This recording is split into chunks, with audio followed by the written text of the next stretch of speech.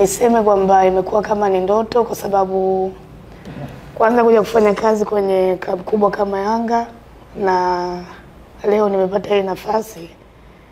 Naweza kwenda kujumuika na senior team, kwenda kujumuika na makocha wakubwa na wachezaji wakubwa. Kwa hiyo hii haiwezi kutokea kwa kila mtu. Nafikiri imekuwa ni bahati kwangu. Nashukuru wote ambao wamelifanikisha hili, tukianza na president pamoja na viongozi kwa maana ya wajumbe kamati ya utendaji, staff wengine wa klabu ya Yanga na technical bench pia kwa kukubali kuwa sehemu ya kuungana na senior team. Kwa hiyo kwangu mimi ni kitu kizuri, na naweza kusema inaweza kuwa ni siku special sana kwangu kuwa sehemu ya senior team. Mchezo tunaokwenda kucheza, tunacheza dhidi ya Coastal Union, ambapo wewe utakuwa miongoni mwa sehemu ya benchi la ufundi.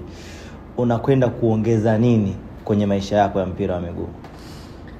Nafikiri kitu kikubwa kwanza ni kwenda kujifunza, na kila mtu anafahamu mpira siku zote ni kujifunza, kwa maana ya hasa sisi ambao ni makocha ambao tunajitafuta, kwa sababu mimi ni kocha mdogo naweza kusema hivyo. Na ukiangalia level ya makocha ambao wapo Yanga ni watu ambao wameshafanya kazi sehemu nyingine ambayo kwenye vilabu vikubwa tofauti na mimi. Kwa hiyo naenda pale kwa ajili ya kujifunza, kwa maana ya kudili na wachezaji wa jinsia tofauti, pia wachezaji wakubwa. Kwa hiyo ni kitu kizuri kwangu mimi, na nia yangu ya kwenda pale ni kwenda kupata uzoefu. Na unaweza ukawa kocha mzuri, lakini unahitaji kujifunza na kuna level ambazo unakuwa hujafikia. Kwa hiyo naamini kwenda kupata nafasi kuwa sehemu ya benchi la ufundi, napata experience, kwa sababu kwanza ni mechi ya ligi kuu.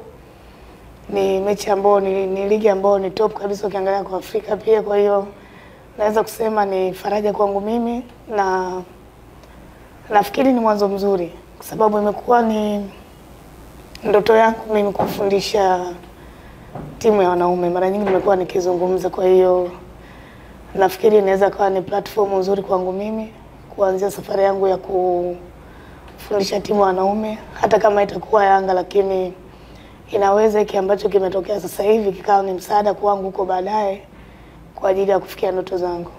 Mpaka kufika hapa na kupata kibali hiki, ina maana tayari kuna process zimefanyika, elimu pia unayo, na vigezo vyote vya kuwa katika benchi la ufundi unavyo. Kwa mtu ambaye afahamu Edna Lema, CV yake, elimu yake ya mpira wa miguu iko vipi, anaweza kupata fursa kutoka kwako kuanzia sasa kukufahamu kile ambacho unacho?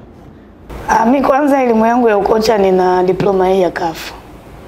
Na ni diploma ambayo nimeipata miaka 2 iliyopita. Kila mtu anafahamu kwa makocha wengi wa Afrika na watu wengi bado wana struggle kuitafuta hiyo leseni na hawajaipata.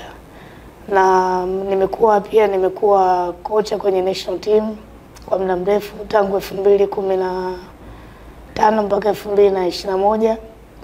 Nimekuja nimefanya kazi Yanga, nimeondoka, nimerudi tena.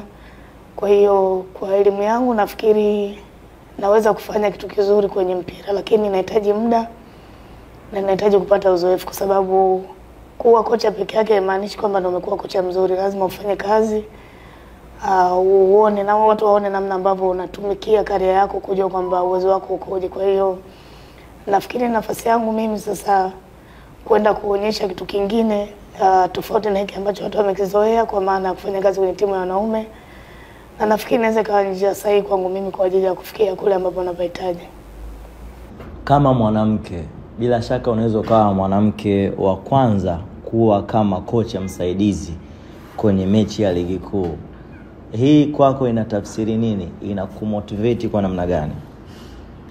Nafikiri huko nje kuna watu ambao wananitazama mimi kama role model wao, na nahitaji kufanya kazi ili nisiwaangushe wale ambao wananitazama na ambao pia wananisupport mimi. Kwa hiyo naweza kusema kwamba hii nafasi ambayo nimeipata, kwanza napaswa kutambua umuhimu wa hii nafasi ambayo nimeipata.